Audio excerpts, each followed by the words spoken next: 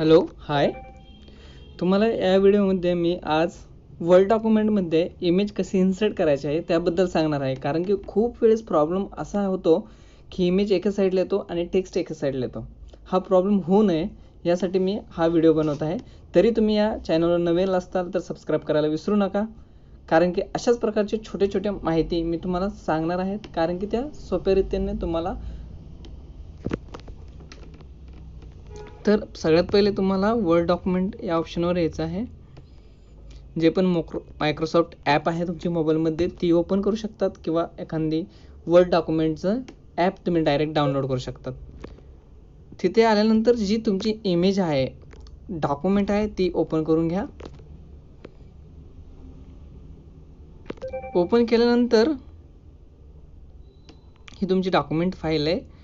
मला इमेज ही या साईडला टाकायची आहे इथे. ओके, तर मी सिम्पली कर्सर इथे आणून ठेवेल.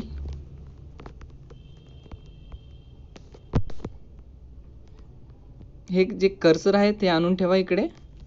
त्यानंतर सिम्पली तुम्ही इमेजेस सिलेक्ट करा, ओके करा.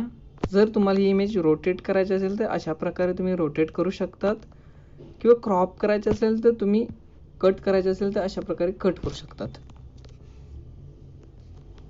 डन करायचं आहे. डन केल्यानंतर तुम्हाला तुमची इमेज ही इन्सर्ट झालेली असेल.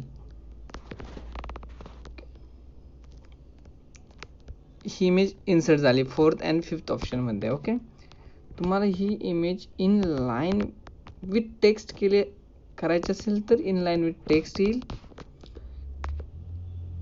कधी पण ही टाईट या ऑप्शनवर क्लिक करायची. ओके, म्हणजे चेंजेस हे होणार नाही आहेत. दुसरा ऑप्शन आहे थ्रू.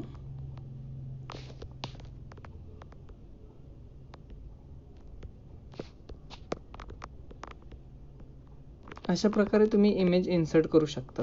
तुमचे चेंजेस होणार नाही आहेत. कधी पण तुम्ही टाईट या ऑप्शनवर क्लिक करा. तुम्हाला मूव्ह करायचं असेल तिथे तुम्ही मूव्ह करू शकतात. आणि तुमचे लाईन टेक्स्ट जे आहेत ते जास्त चेंजेस पण होणार नाहीत. ओके, तर चॅनलला सबस्क्राईब करायला विसरू नका. थँक्यू.